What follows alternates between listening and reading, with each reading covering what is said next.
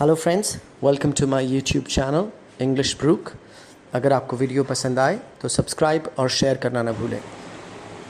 Hello students, today we going to discuss a poem the road not taken by Robert Frost from the English book of class 9th. And before we start, let's discuss something about the poet Robert Frost. So Robert Frost was an American poet. He was born in the year 1874 on March 26, and he died in the year 1963 on 29th of January. And some of his famous works are My Butterfly, Mending Wall, Nothing Gold Can Stay, and of course the poem that we're going to discuss today, The Road Not Taken. He was also awarded with a number of awards. He was the only poet in the history of English who was awarded with 4 Pulitzer Prizes.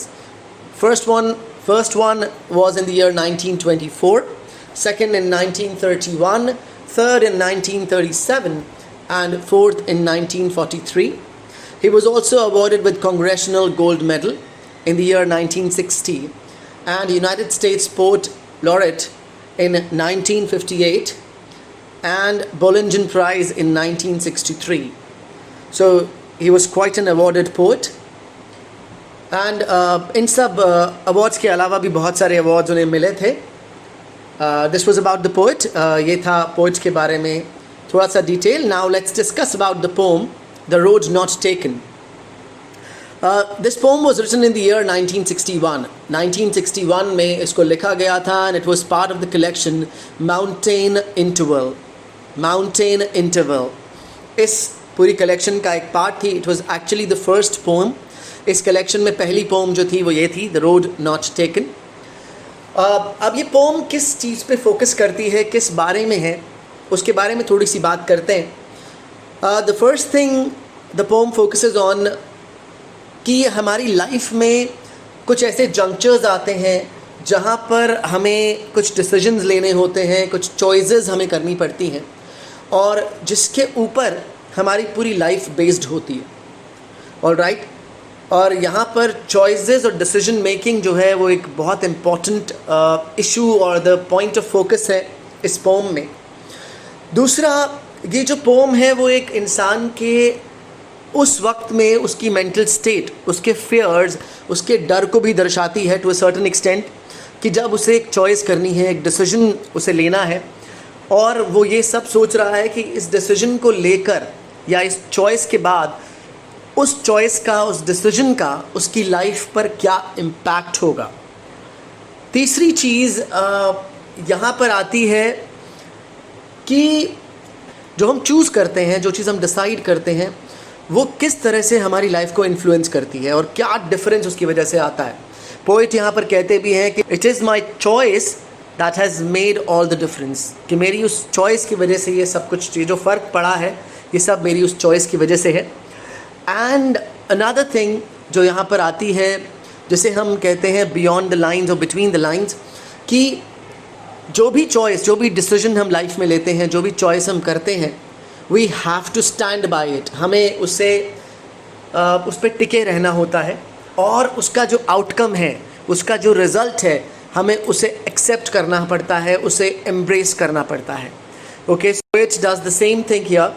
He embraces all his choices and he stands by his choices and embraces whatever outcome comes out of his decisions. All right, and now we'll go to the first stanza of the poem. Let's start discussing about the poem.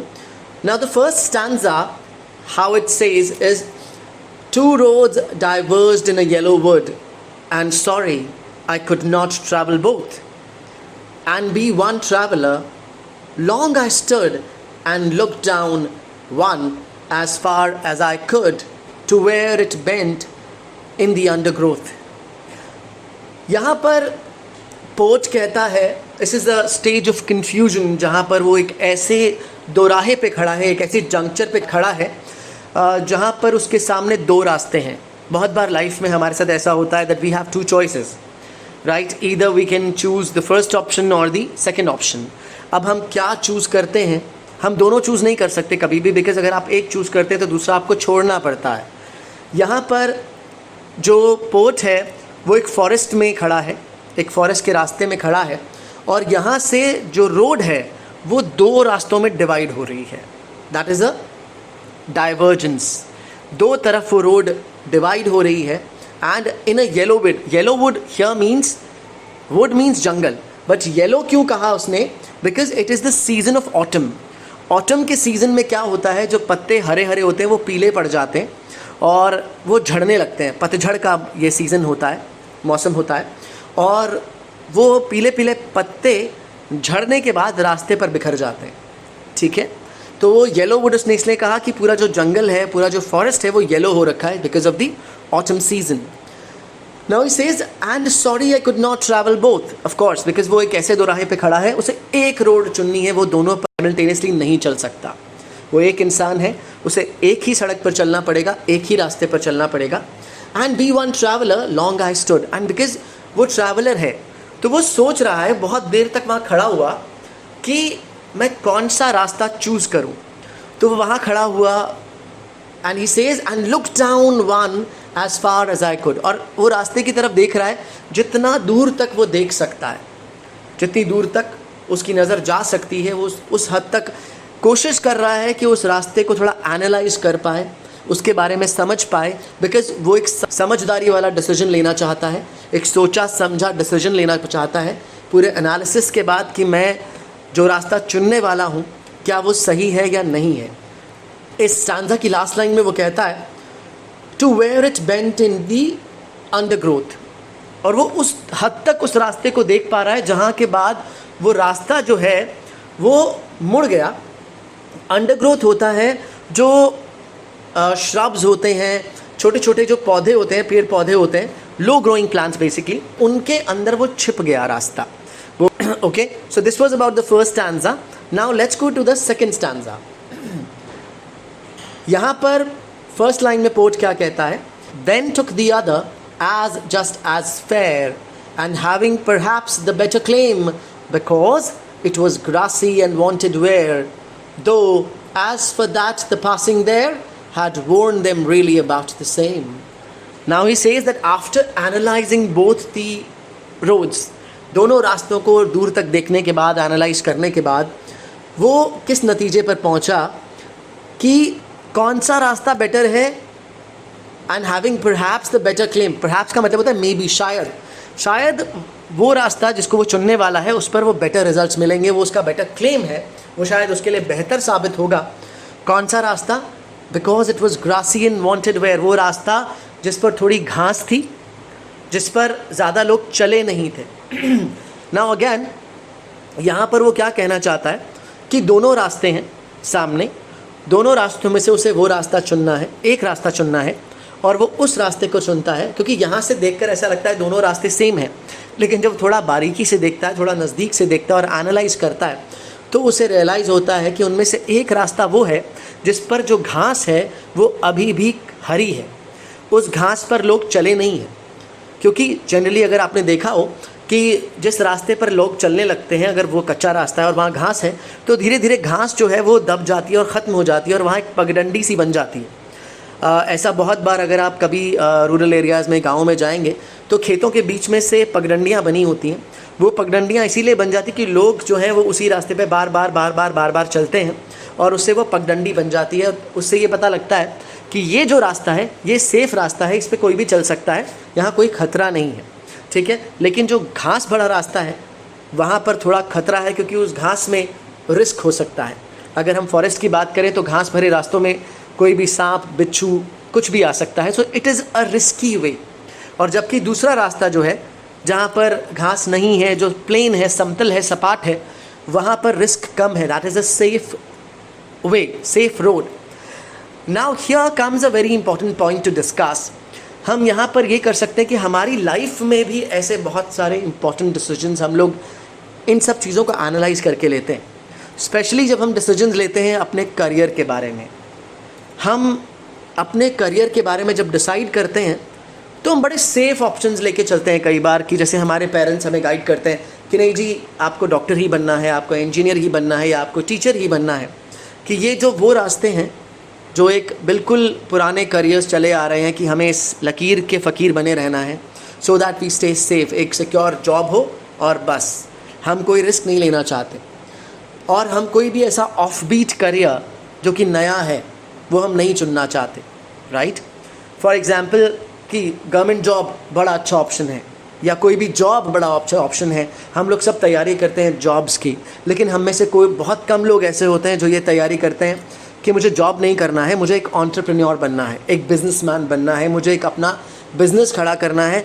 I don't have to be an employ, rather I have to be an employer, right. तो यहाँ पर ऐसा decision हम लोग बहुत बार अपने friends के influence में लेते हैं, बहुत बार डिसीजन हम अपने पेरेंट्स के इन्फ्लुएंस में लेते हैं। सो यहाँ पर I would suggest, because very soon you people will be taking a lot of decisions, so you need to keep this poem in the mind कि बहुत बार हमें डिसीजन ये सोच कर लेना होता है कि क्या हम एक रिस्की रोड पकड़ सकते हैं या we need to just walk the safe path, कि हमें सिर्फ एक सेफ पाथ लेना है, कि हमें जो हमारे ट्रेडिशनल ऑर्थोडॉक्स करियर्स हैं हमें वही चुनने हैं, या हम कोई ऑफ बीट करियर चुनना चाहते हैं, right, because there is always a risk involved in the offbeat careers. Now let's get to the pome.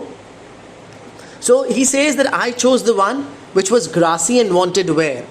वो पाथ मैंने चुना जो ग्रासी था, जहाँ पर घास थी और वहाँ पर कम लोग चले थे, बिकॉज इट क्लेम्ड इट, वहाँ पर चांसेस ज़्यादा थे सक्सेस के, कि क्योंकि जिस रास्ते पर सब लोग चल रहे हैं वहाँ तो ऑलरेडी बहुत भीड़ है, वहाँ पर कामयाब होने के चांसेस कम हैं, लेकिन जहाँ कम लोग हैं वहाँ भीड़ कम है, तो वहाँ पर there was a chance, although it was risky as well, but there is a chance कि वहाँ पर सक्सेस, कामयाबी के चांसेस थोड़े ज़्यादा हैं.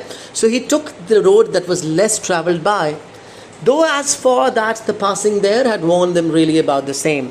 और जबकि अगर एक नॉर्मल नज़र से आप देखोगे, ज़्यादा गहराई से ना देखते हुए, तो जो वहाँ से लोग निकलने वाले हैं उन सब के लिए वो शायद दोनों रास्ते सेम हैं, दोनों में कोई ज़्यादा फ़र्क नहीं है, और दोनों पर शायद लोग इक्वली, ऐसा लगता है देखने से शायद इक्वली चले हैं, दोनों पर बराबर लोग चले हैं, लेकिन ऐसा है नहीं. जब आप बारीकी से चीज़ों को देखते हो तो आपको समझ में आता है कि वो पाथ जिस पर अभी भी घास है, जिस पर पत्तियां अभी भी हैं, उस पाथ पर कम लोग चले हैं.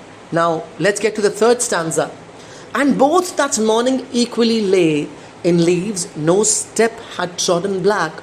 Oh, I kept the first for another day, yet knowing how way leads on way, I doubted if I should ever come back. Now he says that, उस सुबह, that morning, दोनों रास्ते मेरे सामने हैं. Equally lay means दोनों बराबर हैं मेरे सामने, मैं कोई भी चुन सकता हूँ, मेरे ऊपर कोई प्रेशर नहीं है कि मुझे कौन सा रास्ता चुनना है, ठीक है. It has an equal opportunity, मैं जिस पे चाहूँ उस पे चल सकता हूँ. In leaves no step had trodden black, और एक रास्ते पर जिस पर पत्तियाँ गिरी हुई हैं, because it's autumn, पीली पीली पत्तियाँ गिरी हुई हैं. No step had trodden black, यहाँ पर no step had trodden black का मतलब क्या है कि उन पत्तियों पर अभी तक कोई चला नहीं है, वो पत्तियाँ कुचली नहीं गई हैं, उन पर किसी ने कदम नहीं रखा है. Oh, I kept the first for another day, और ये देख कर कि इन पत्तियों पर अभी तक कोई नहीं चला, so I'll be the first one, मैं पहला हूँगा जो इन पर चलूँगा. मैंने डिसाइड किया कि वो जो पहला वाला मार्ग है, जो पहला वाला रास्ता है, उसे मैं फिर किसी दिन, फिर कभी उस पर चलूँगा.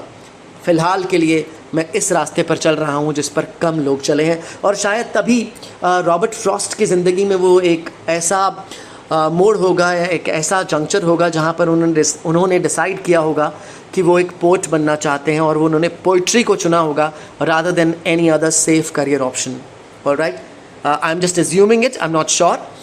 All right, so he said that I have kept the first one for another day. फिर कभी अगर ज़िंदगी ने मौका दिया तो शायद इस पे दोबारा चलूँगा. Yet knowing how way leads on to way, जानते हुए, जबकि मैं अंदर से ये चीज़ जानता हूँ कि कैसे एक रास्ता दूसरे रास्ते को कनेक्ट करता है, और आगे से आगे दूसरा रास्ता मिलता जाता है. यानी कि जो डिसीजन आपने एक बार ले लिया, उस डिसीजन पे अगर आपने एक बार चलना शुरू कर दिया तो वो डिसीजन आपको किसी और मंजिल पे ले जाएगा, और फिर उस मंजिल से एक नया रास्ता किसी और मंजिल पे, फिर किसी और मंजिल पे, और रास्ते पर आप चलते जाएंगे. और जो ये रास्ता आज आप छोड़ कर जा रहे हो, ये जो रास्ता आज हम छोड़ रहे हैं, उस पर शायद हम दोबारा कभी नहीं आ पाएंगे. आई doubted if I should ever come back, कि मेरे को शंका है, मुझे डाउट है कि मैं इस पर शायद कभी वापस आ भी पाऊंगा या नहीं.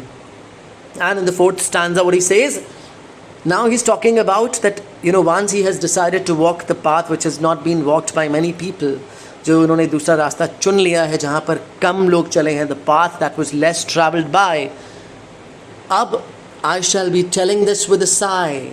Somewhere ages and ages hence, two roads diverged in a wood, and I took the one less traveled by, and that has made all the difference. Now he says कि कई सालों के बाद, कई वर्षों के बाद जब कोई मुझसे पूछेगा और मैं लोगों को बताऊंगा, I will be telling this with a sigh. The sigh here is a very confusing term. यहाँ पर sigh can be a sigh of happiness, a sigh of relief, or it can be a symbol of anxiety, a symbol of sadness. कि once it's a sigh of happiness and the other it's a sigh of sorrow. It can be both ways. So he says, why he says sigh? Because he's doubtful. He's talking today, अभी वो बात कर रहे हैं जब वो उस divergence पे खड़े हैं, and he's saying that सालों बाद जब मैं किसी को बताऊंगा क्या कि मेरे सामने जंगल में दो रास्ते थे, एंड मैंने वो चुना जिस पर कम लोग चले थे, and that has made all the difference. और उसी वजह से ये सारा का सारा जो जहाँ मैं आज हूँ, जो मकाम मेरे पास है, मैं जहाँ भी हूँ वो उसी की वजह से हूँ. अब वो जहाँ भी हूँ, that can be both positive and negative. अगर तो वो ये पॉजिटिव हुआ तो he will be telling it with a sigh of happiness, और अगर वो नेगेटिव हुआ दैट मीन्स अगर वो फेल हो गए या वो कहीं अच्छा मकाम नहीं हासिल कर पाए, so that will be a sigh of sorrow and sadness. So here he ends it in a very open way that what will happen he doesn't know, he's not sure, but for now he's just taking a decision. He's going to walk the path that is less traveled by. So यहाँ पर it's the reader who has to decide whether it was a sigh of happiness or it was a sigh of sorrow. Alright, so let's come to the poetic devices that are used in the poem. This is the most important topic. And the poetic devices that are used here as shown in the video, first is alliteration. Examples: wanted where, WW. Alliteration is the poetic device where two words in continuation starts with the same letter, or like wanted where, WW, and then took the, TTT. Alright, so this is alliteration. Then metaphor. Metaphor कहाँ use हुआ है? Road is used as a metaphor of life. यहाँ पर road की जो बात हो रही है, this is basically a metaphor used for life. इसको लाइफ की जगह यूज़ किया कि जब आप लाइफ में चलते हैं, रोड पर चल रहे हैं, लाइफ में चल रहे हैं, तो आपको इंपॉर्टेंट डिसीजंस लेने होते हैं. You have to make a choice in life. Similarly you have to make a choice on the road. और यहाँ पर जो डिवर्जेंसेस आई हैं, जो दो रास्ते आए हैं, वो मेटाफर है चॉइस का. ठीक है कि हमें लाइफ में चॉइस करना होता है, हमें चूज़ करना पड़ता है, और वो डिवर्जेंस दो सामने उस रोड पर है उसके. Third is repetition. रेपिटेशन का example ages and ages. The term ages has been repeated, right. Then imagery. Imagery use हुआ है बिकॉज पोएट ने येलो वुड्स कहा. Now woods we know it's a forest. Why he specified yellow? Because he actually wanted us to imagine the woods are yellow because of the autumn season. Season की वजह से woods जो हैं वो yellow हैं, and because of the leaves they have turned yellow. पतझड़ का मौसम है. And the fourth one is consonants. Now consonants क्या होता है? जब एक ही लाइन में एक consonant को multiple times यूज़ किया होता है. यहाँ पर repetition है consonant का, जैसे two roads diverging in a yellow wood. roads में D, diverging में D, वुड में डी. सो डी जो कॉन्सोनेंट है वो रिपीटेडली यूज हो रहा है. Next is though as far as the passing there. Though the there, यहाँ पे टी जो कॉन्सोनेंट है वो बार बार यूज हो रहा है. तो ये कॉन्सोनेंट्स है. And now the rhyme scheme of the poem which is A B A A B. All right. And now let's come to the some of the questions that we can discuss about the poem.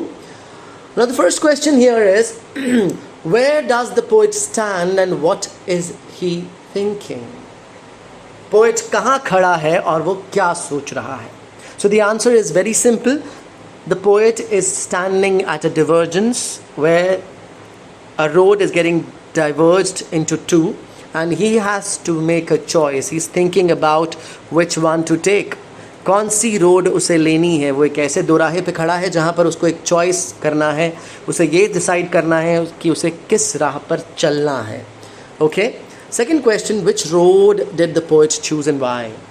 कौन सी road वो choose करता है और क्यों choose करता है. Again, a very simple answer. He chooses the road which was less traveled by, and the answer to why is क्यों choose करता है, because he believes that that particular road has better opportunities. You know, although it's risky, but he believes that that road would prove to be better because less people have traveled there. All right.